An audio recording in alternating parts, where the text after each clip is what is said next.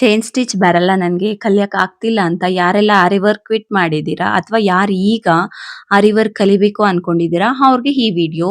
ಮೊದಲಿಗೆ ನಾನು ಈ ವಿಡಿಯೋದಲ್ಲಿ ಜರಿ ಥ್ರೆಡ್ ಅಲ್ಲಿ ಚೈನ್ ಸ್ಟಿಚ್ ಹೇಗೆ ಹಾಕೋದು ಅಂತ ತೋರಿಸ್ತಿದ್ದೀನಿ.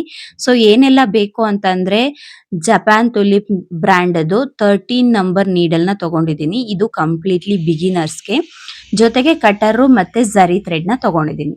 First and foremost cloth frame ಅಲ್ಲಿ ಟೈಟ್ ಇರಬೇಕು. ಹೇಗೆ ಅಂತ ಅಂದ್ರೆ ಡ್ರಮ್ ಟೈಟ್ ಅಂತಾರಲ್ಲ, ಡ್ರಮ್ ಮೇಲೆ ಬಡದ್ರೆ ಹೇಗ್ ಸೌಂಡ್ ಬರುತ್ತೋ ಆ ತರ ಟೈಟ್ ಇರಬೇಕು. ಫ್ರೇಮ್ಗೆ ಕ್ಲಾತ್ ಹೇಗೆ ಅಟ್ಯಾಚ್ ಮಾಡೋದು ಅಂತ ನಿಮಗೆ ಗೊತ್ತಿಲ್ಲ ಅಂತಂದ್ರೆ ನನ್ನ ಪ್ರೀವಿಯಸ್ ರೀಲ್ ನ ನೋಡಿದ್ರೆ ಗೊತ್ತಾಗುತ್ತೆ. ಸೊ ಈಗ ಹೇಗ್ ಮಾಡೋದು, ಹೇಗೆ ಚೈನ್ ಸ್ಟಿಚ್ ಹಾಕೋದು ಅಂತ ನೋಡೋಣ.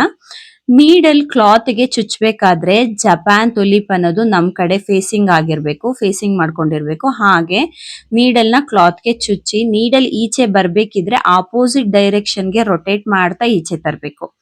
ನಾವು ಹೇಗ್ ಚುಚ್ತೀವೋ ಹಾಗೆ ನೀಡಲ್ ನ ತೆಗೆದ್ರೆ ನೀಡಲ್ ಹುಕ್ ಕ್ಲಾತ್ ತಗ್ಲಾಕೊಳ್ಳುತ್ತೆ, ಈಚೆ ಬರಲ್ಲ.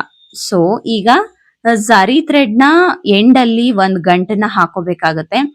1 ಗಂಟಲ್ಲ 4 ರಿಂದ 5 ಗಂಟೆ ಹಾಕ್ಬೇಕು. ಯಾಕಂತಂದ್ರೆ ಅದು ಕೆಳಗೆ ನೀಟಾಗಿ ಕೂರಕ್ಕೋಸ್ಕರ.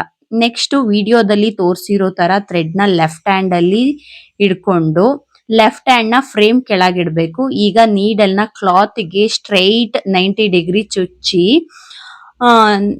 ಲೆಫ್ಟ್ ಹ್ಯಾಂಡ್ ಅಲ್ಲಿ ಇರೋ ಥ್ರೆಡ್ ನ ನೀಡಲ್ ಗೆ ಸೇರಿಸ್ಕೋಬೇಕು. ಈಗ ನೀಡಲ್ ನ ರೊಟೇಟ್ ಮಾಡ್ತಾ ಈಚೆ ತರಬೇಕು. ಇದೇ ರೀತಿ ಚೈನ್ ಸ್ಟಿಚ್ ನ ಹಾಕ್ಬೇಕಾಗತ್ತೆ. ಕೆಳಗಡೆ ಹೇಗೆ ನೀಡಲ್ ನ ತಿರುಗಿಸ್ಬೇಕು ಜೊತೆಗೆ ಥ್ರೆಡ್ ನ ಸೇರಿಸ್ಕೋಬೇಕು ಅನ್ನೋದನ್ನ ವಿಡಿಯೋದಲ್ಲಿ ತೋರಿಸಿದೀನಿ. ಅದೇ ರೀತಿ ಮಾಡ್ಬೇಕಾಗತ್ತೆ. ಈ ವಿಡಿಯೋ ನಿಮ್ಗೆ ಅರ್ಥ ಆಯ್ತು ಅನ್ಕೊಂಡಿದೀನಿ. ಇದೇ ರೀತಿ ಆರಿ ವರ್ಕ್ ಕಲಿಬೇಕು ಅಥವಾ ಇನ್ಫಾರ್ಮೇಶನ್ ಬೇಕು ಅಂತಂದ್ರೆ ನನ್ನ ಪೇಜ್ ನ ಫಾಲೋ ಮಾಡ್ಕೊಳ್ಳಿ. Thank you.